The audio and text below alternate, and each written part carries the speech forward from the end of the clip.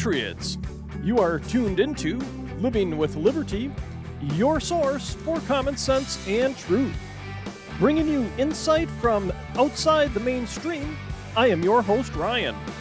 Today we will cover the impact of California's AB5 bill on your life, how the ruling against drop boxes in Wisconsin is only a partial win. We'll have a quick economy update, and we'll finish up with the one thing conservatives need to avoid in light of the overturning of Roe v. Wade. Next on Living with Liberty.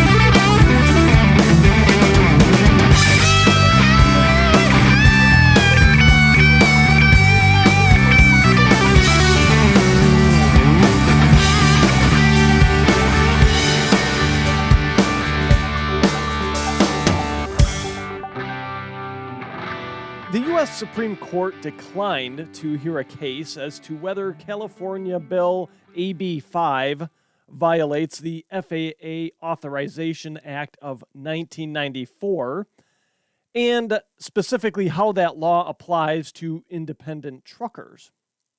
If California Governor Gavin Newsom doesn't delay enforcement of California AB5, then supply chain issues will get a whole lot worse. AB5 was passed in 2019 to, in essence, eliminate independent contractors. Think gig economy workers like Uber drivers, Door Dashers, etc. That's who this bill was really targeted after. Now, in reality, AB5 is an attempt to get these gig workers on company payrolls so then the unions can go to work on them and attempt to get them to form or join the union. So then union bosses can extract compulsory dues to filter to the Democrat Party. That's what AB5 is here. You think about a gig worker, they don't want, there's a reason they're a gig worker. There's a reason they're independent. They don't want to be tied down to a company. Independent contractors don't join unions mainly because they like that freedom of being independent. They like being able to say, as an Uber driver, I want to work today, or no, I don't want to work today. So California decided it was a good idea to start legislating people into unions. So they came up with AB5. Now, you may be saying, Ryan, how will AB5 impact our supply chains? It sounds like it's mainly geared towards gig workers.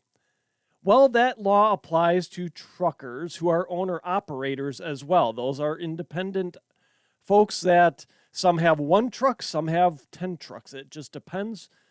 But they're outside and of those large companies. They don't work in the large companies like your J.B. Hunts or Schneiders or Werners or whoever else is out there in the trucking industry.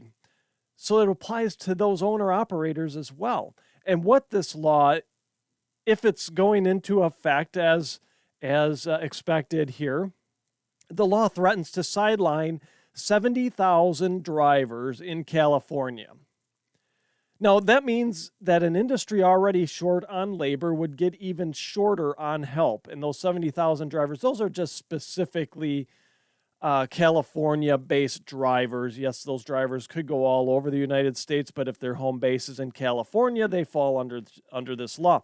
What else is also unclear about this is what's the impact on owner-operators who drive into California? That's a whole other thing that is also under consideration, needs to be specified here in terms of what this bill actually means. So we've got 70,000 more drivers that could be taken off the roads. Now, owner-operators, as I said, they own their own trucks. They could have one truck, they could have two, they could have 10.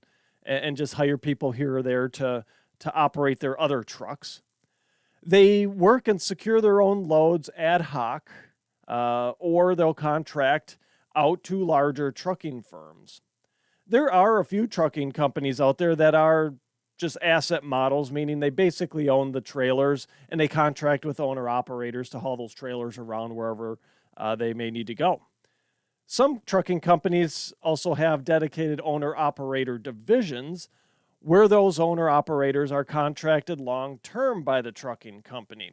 Now, Schneider National is one that I've worked with in the past that has both their own company fleet as well as a sizable contracted driver operation. Now, little inside tip here, if you're going down the highway, Schneider is pretty famous for having the big orange trucks.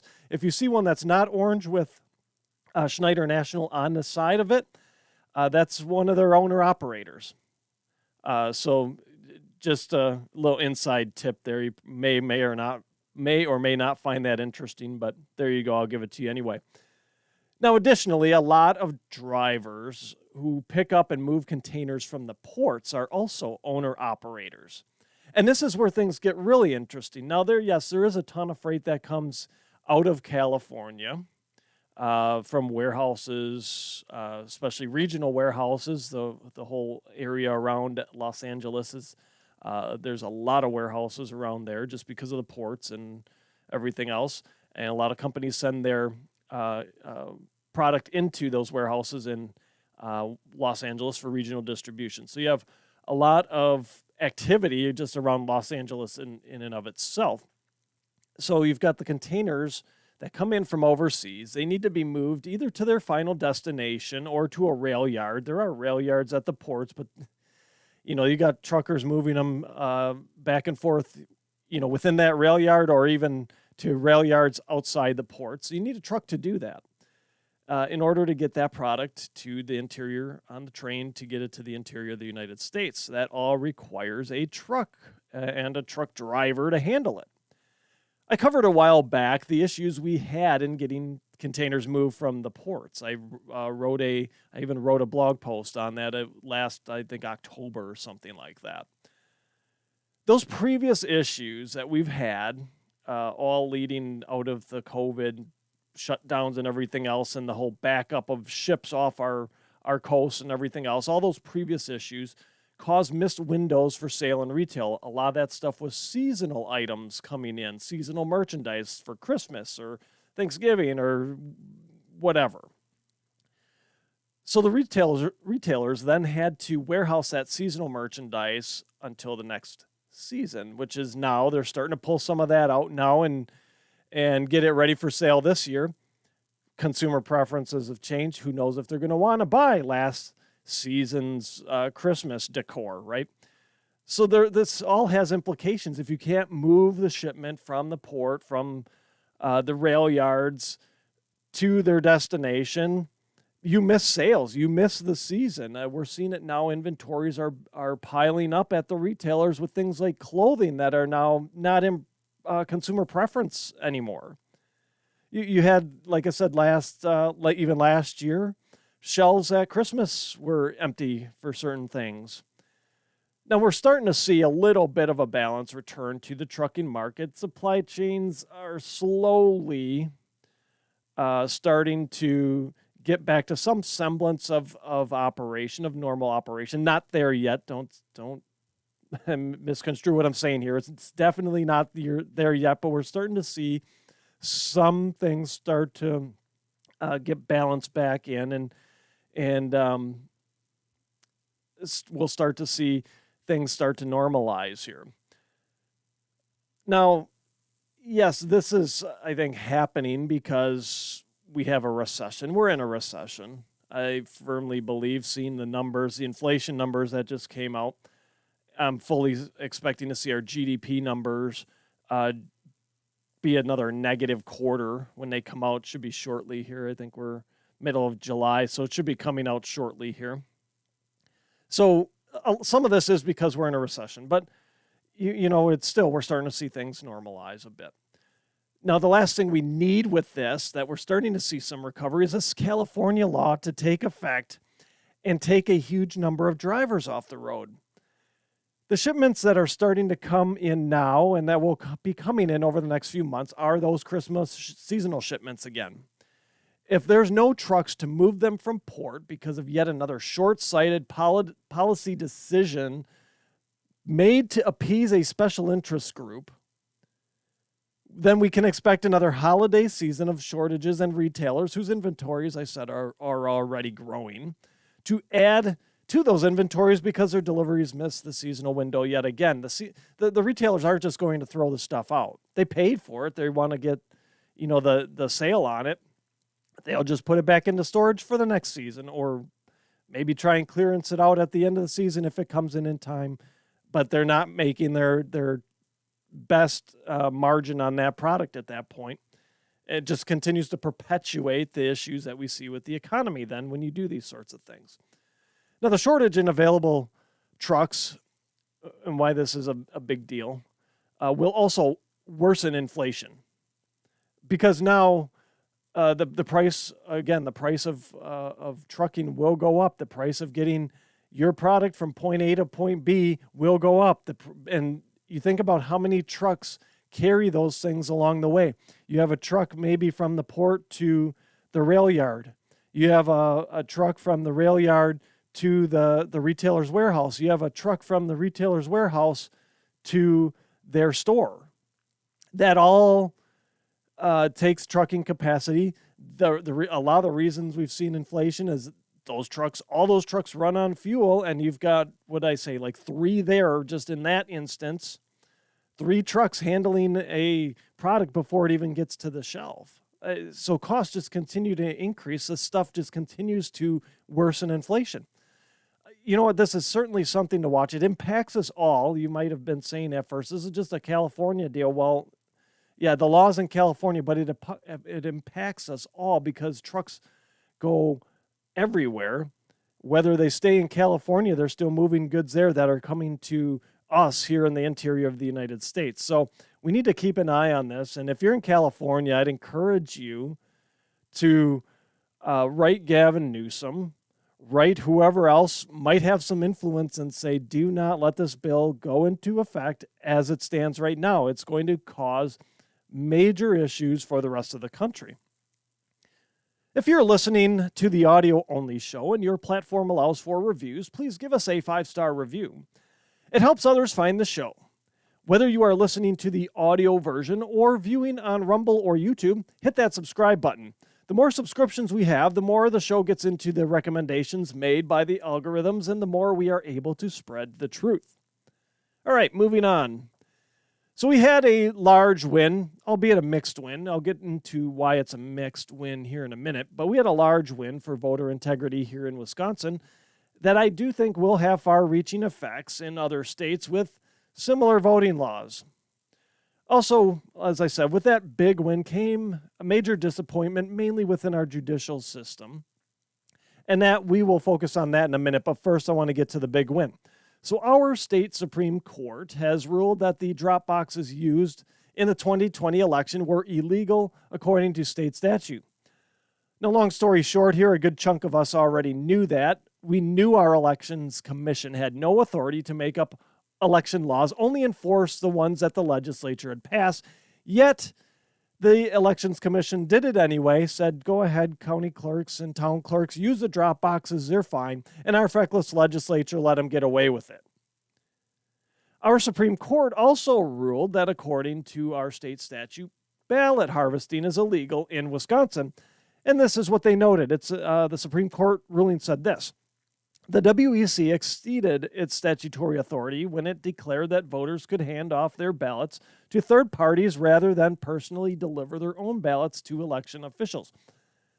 Again, this is another piece of the law that many of us figured out after investigation into it, because we had some instances of ballot harvesting that had been violated by the WEC, our Wisconsin Elections Commission, and that our legislature let them get away with. Now, my favorite part, and something we all need to remember, is this, which Margot Cleveland of the Federalist writes in a piece that I will link in the description box. It's a longer piece, but well worth the read.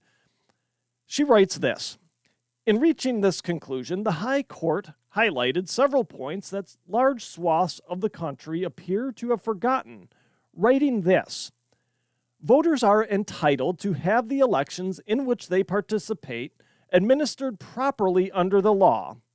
It added that allowing WEC to administer the 2022 elections in a manner other than that required by law causes doubts about the fairness of the elections and erodes voter confidence in the electoral process. If the right to vote is to have any meaning at all, elections must be conducted according to law, the Wisconsin High Court continued. In fact, they continue on, the right to vote presupposes the rule of law governs elections, and if elections are conducted outside of the law, the people have not conferred their consent on the government. Such elections are unlawful and their results are illegitimate, and because Wisconsin voters and all lawful voters are injured when the institution charged with administering Wisconsin elections does not follow the law, leaving the results in question. So the Supreme Court concluded that voters had suffered an injury here. They said that because it was outside this 2020 election was administered outside the bounds of what we in Wisconsin, what our representatives, what we the people said is election law, voters suffered injury there, and in essence, the elections of 2020 are unlawful, and meaning their results are illegitimate. It goes back to we the people have the power. We transfer that power to our representatives to make laws on our behalf, and then we have a bureaucracy here who didn't follow those laws that were made on our behalf. So yes, us voters did suffer injury by our voting laws being ignored by a corrupt bureaucracy, and in essence, our legislature who ignored what that bureaucracy was doing.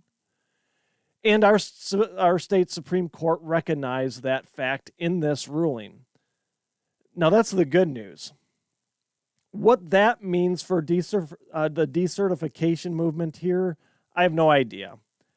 Yes, according to this ruling, the way it's reading to me is it can be held that our election was invalid given that the laws of administration of elections were broken. So that means the election's null and void here in Wisconsin for 2020. It's caused the calls for decertification of our results to grow louder. Not surprising. Now, if it does happen right now, the way things are going, honestly, I put that chance of it happening at slim to none. It will most certainly be ceremonious at this point. It'll just say, we decertified our election. Election laws were broken. We're not going to hold the election again. Joe Biden's still going to be president. It may mainly be a ceremonious gesture at this point. Now, that's not to say it wouldn't be an important gesture at this point, because it will say, hey, look, we the people are standing up and saying, this isn't right. Our election laws were broken. This needs to be fixed immediately, and this cannot happen again. So from that perspective, the ceremonious piece of it, the symbolic nature of it is, good in that respect. But as far as getting any actual change in who's president, let's be real, that's not going to happen.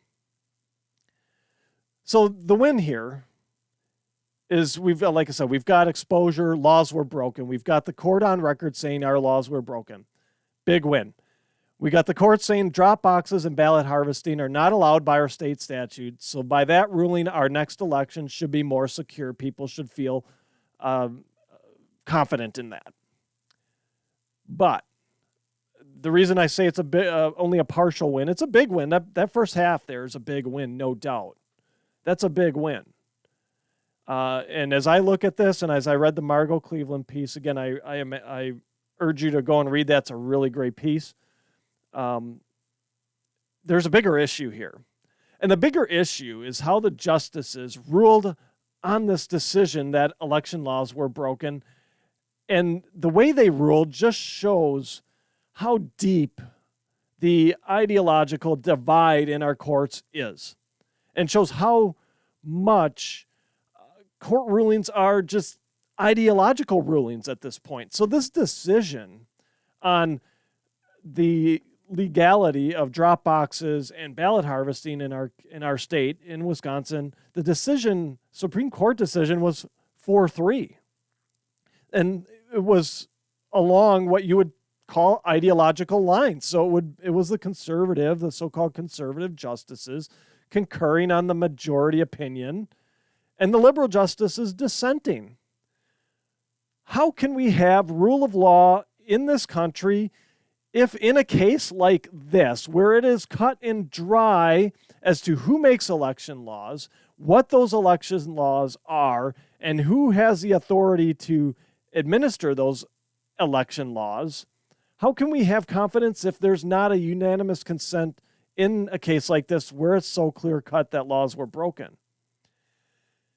In a case like this one, where there is clearly no statutory provision for drop boxes and ballot harvesting, it's not explicitly authorized anywhere, how can we have 3 of the 7 judges with an opinion that election laws were not broken? How can we have 3 of the 7 judges with an opinion that drop boxes and ballot harvesting is legal?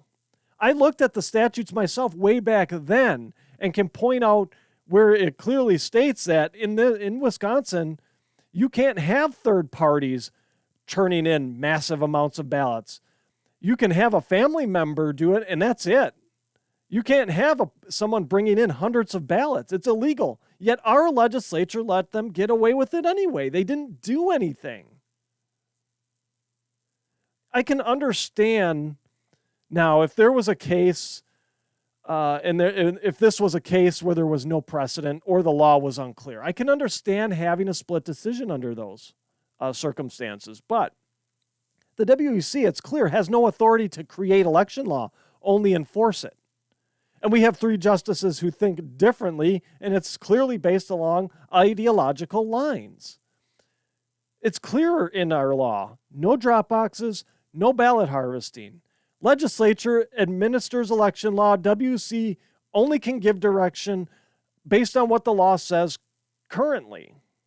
They can't just make things up.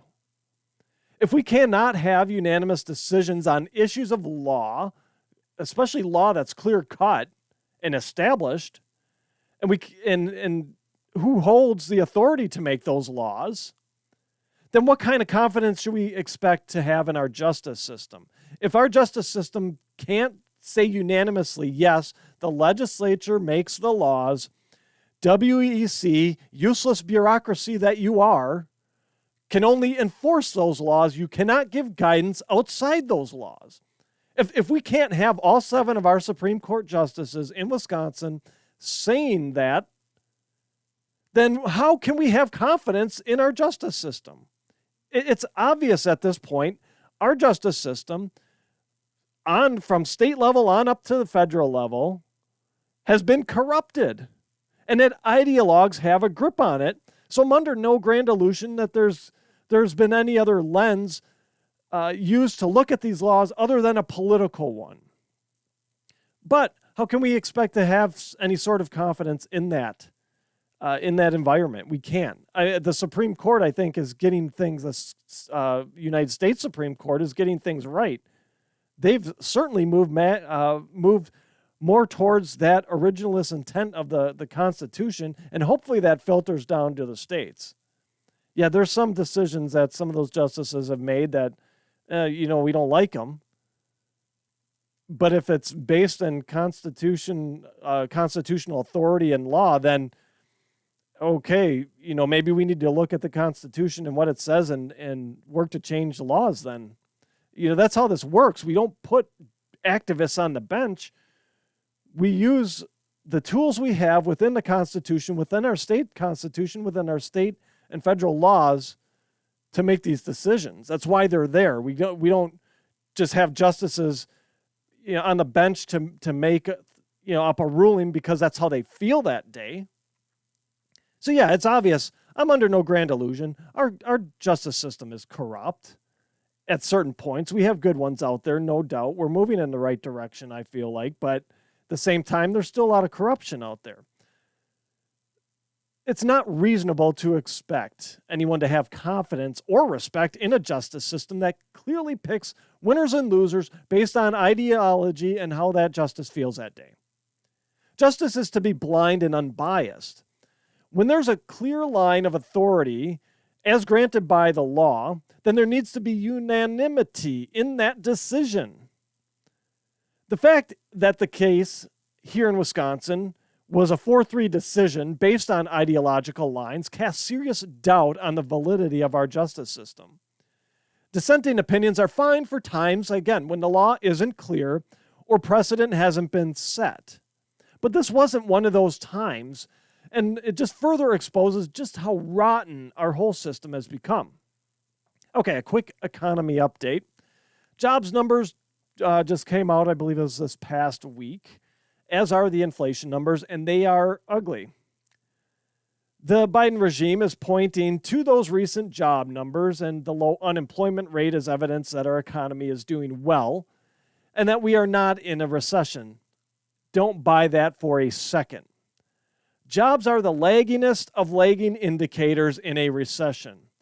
Unemployment is always at its lowest point at the beginning of a recession.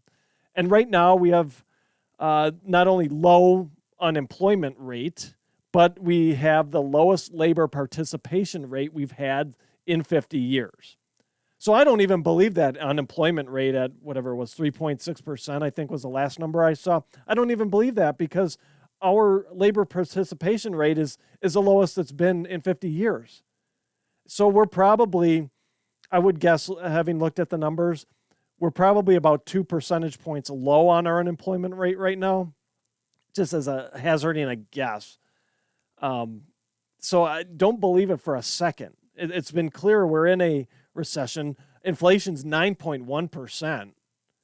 That's even worse than they were projecting. So don't buy it for a second that we're not in a recession. Now, I have an article here from Liz Ann Saunders from, it's actually from the Charles Schwab website. It's worth the read to understand all the nuances of the job numbers. It is kind of written in terms of the audience being investors, so it's a little nuanced. It's a little jargony, I would say, but still well worth the read. There's a lot of charts in there too to help kind of clear up, any confusion you might have in reading the article itself. So here's what the facts are. Inflation just hit another 40-year high. So that means we are likely looking at the Fed doing another minimum 0.75% rate hike, if not going with a full-on 1%, because I don't know that we've peaked out yet on the inflation, actually. I don't know that we've peaked out yet.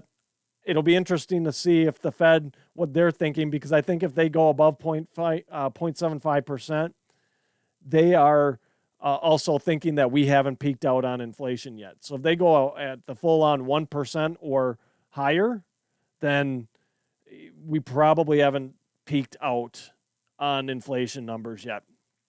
Eventually, I think it'll level off. It won't start going down right away. I think we're in for a long haul here, but at some point it'll level off, but we'll see the same numbers month over month for a while before it starts going down.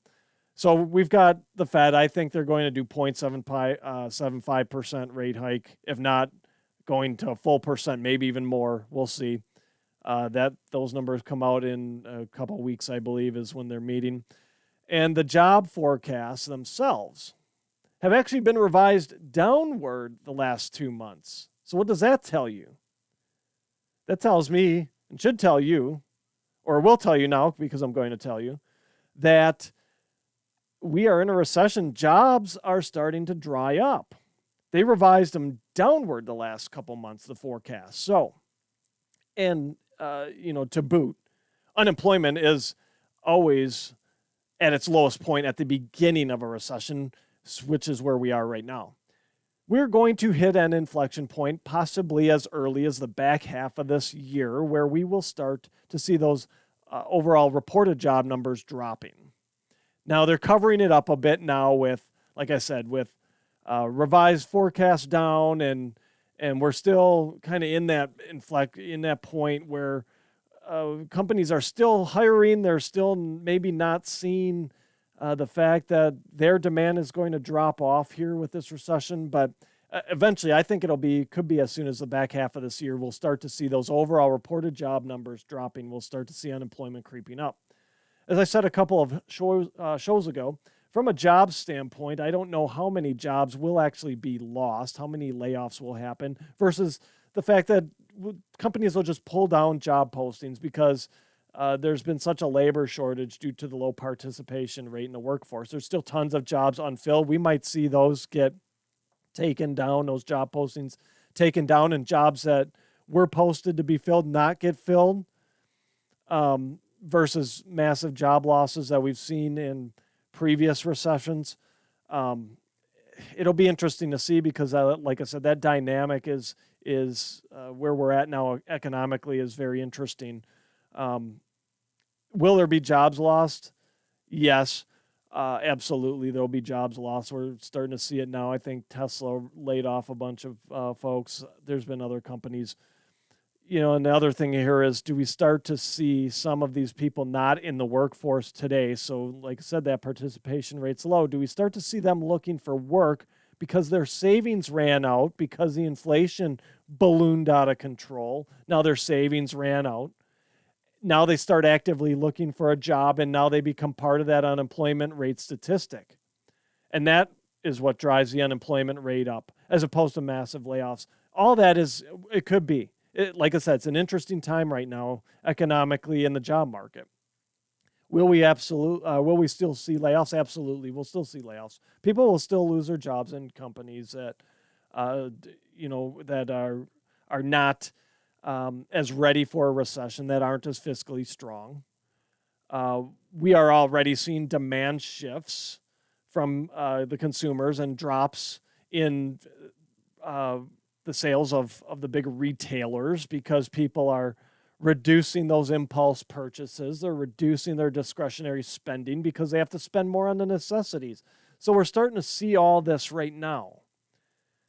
The other key point here, another big thing, mortgage rates are ballooning now and poised to go up further with the next Fed increase. We could see them reaching 8% before long. Last I looked a couple days ago, they were about 5.5% to 6%. Now, the Fed takes the interest rate up another 0.75, certainly another 1%. We could see them creeping upon 8%. That's going to have a major impact on those with adjustable rate mortgages, those that get like a 3-1 or 5-1 ARM, which they pay a really low rate for the first 3 or 5 years, and then they either have to pay off the, whatever's left of that mortgage, or they convert it to a 30-year, 15 or a 30-year fixed. Well, they may have gotten in at that adjustable rate mortgage, 3 or 5 years ago when the mortgage rates were, somewhere between 3 and 4% on, I don't know, $400,000, $500,000 house. Now it's going to balloon up to 6 or 7 or 8. I mean, we're going to see losses in the housing market. We're going to see potentially another housing crash because of that. I don't know how many of those. I think, I've seen mixed reports on the kind of lending getting risky or not risky again as things have gone on since the great housing crash or the Great Recession. But we're going to see, again, that there's going to be some sort of housing crash here because that you're going from those adjustable rate mortgages, they might even be as low as 2%, honestly. We're going from, 2% up to an 8%, and then you're going on a fixed mortgage beyond that on, $400,000 or $500,000 of debt. I mean, that's going to be catastrophic for some people. They overextend themselves. So it's not going to be pretty. There's not going to be a soft landing from this recession. And it could very well persist for 12 to 24 months, given the current economic landscape, given the inflation. Like I said, inflation eventually will peak. It's not going to come down right away either. It hopefully isn't stubborn like it was in the 70s, but it very well could be. And it's all going to depend on the policies that get put in place from here on out by the Fed, by our legislators. They need to stop spending money we don't have. The Fed needs to keep raising interest rates. It's going to be ugly. It's not going to be a soft landing. It's going to persist for a while, but we will get through it. All right, give us a follow on social media. You can follow me on my social media home at Parler. My handle there is at Living with Liberty. If you're on Facebook, like the Living with Liberty fan page. Do you have a question or comment for the show? Email me, Ryan at livingwithlibertypodcast.com. We'll answer the question or read the comment here on the show. Okay, last topic for today. I want to issue a warning to conservatives in light of the Supreme Court ruling overturning Roe v. Wade. Take the constitutional win. Take the constitutional win.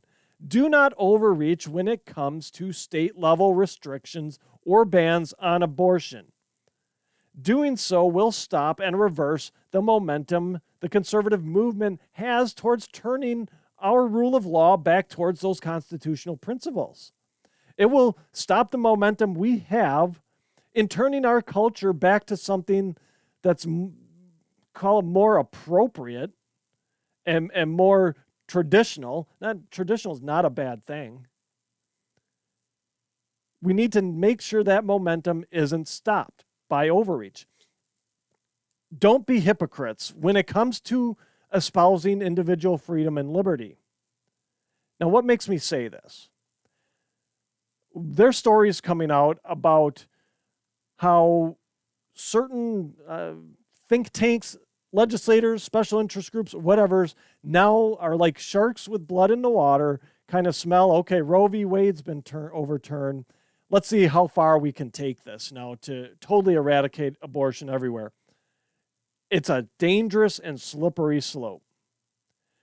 As much as I think abortion should only be used in extremely limited situations and not as a tool to extract oneself from the consequences of a risky decision that was made,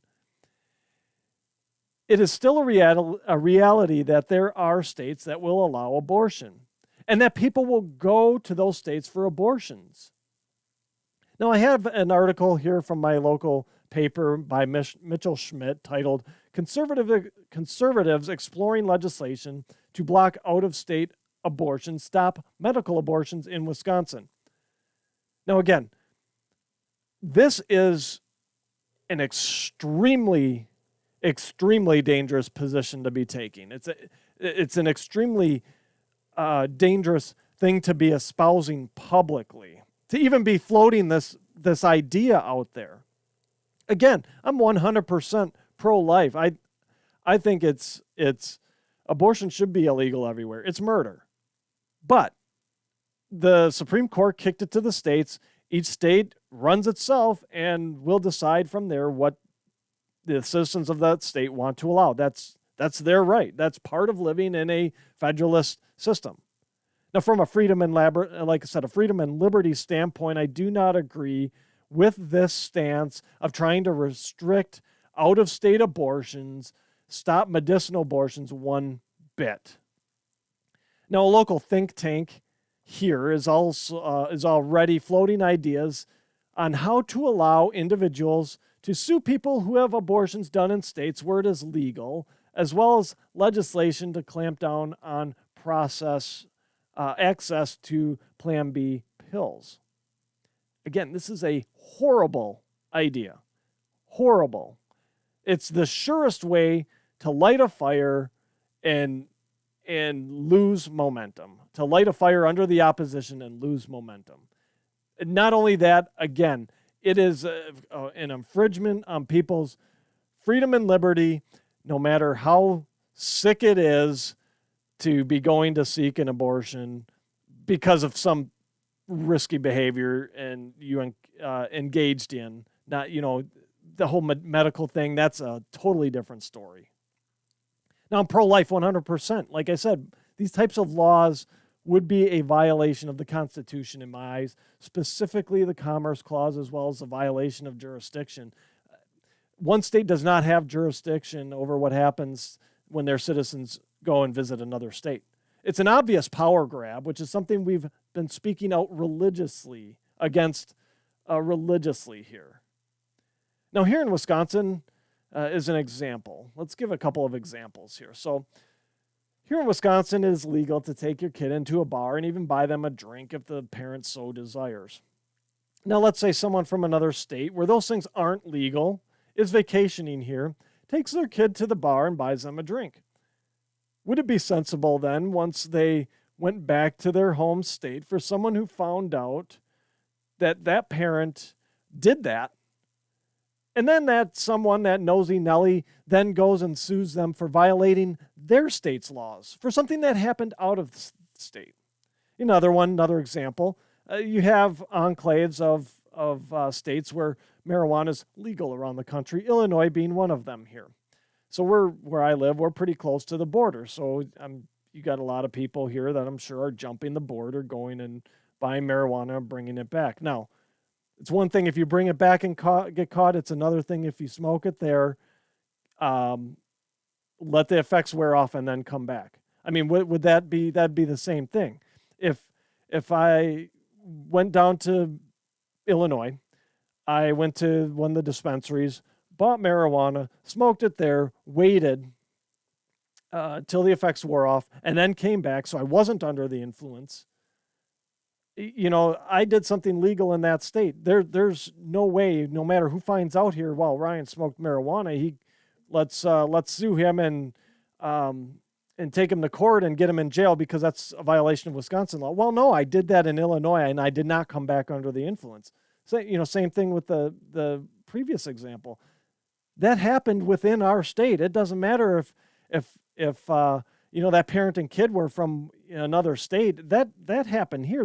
That state has no jurisdiction over what happens here.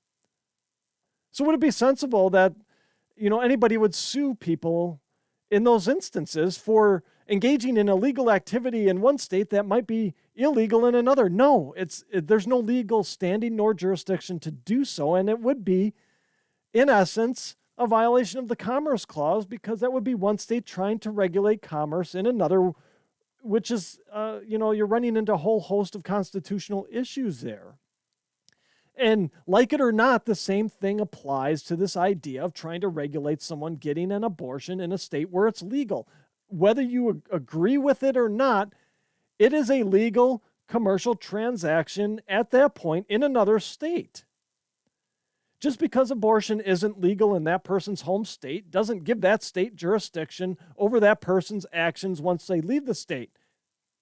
Also, this idea of further restricting medicinal abortions is ludicrous. I look at it like this. Let me back up a second. In Wisconsin, we've had a law on the books since 1849, I believe, a year after we became a state, somewhere in there. Been a long time.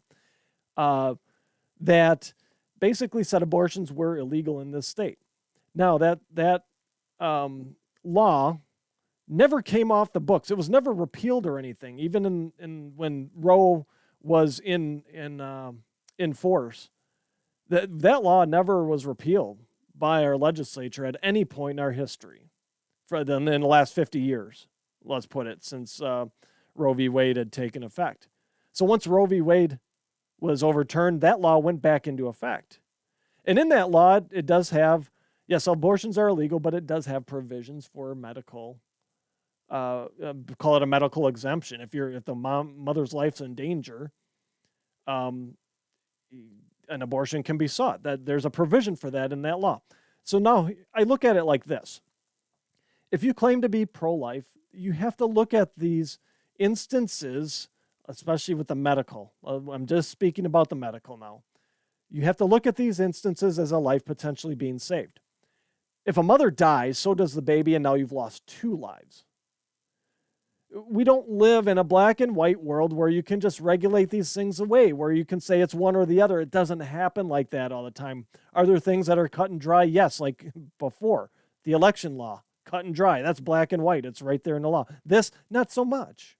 Now, you're dealing with life here. You're dealing with risk to life. And if you're pro-life, and I say you got to look at this as an instance of, especially from a medical standpoint, as a life potentially being saved, that of the mother. Now, there a lot of times, we'll get into this in a minute, I think here, but the mother has, in that instance, a tough choice. At that point, it's a tough choice. It's a choice on the mom's part. It's not like, well, you have to do this.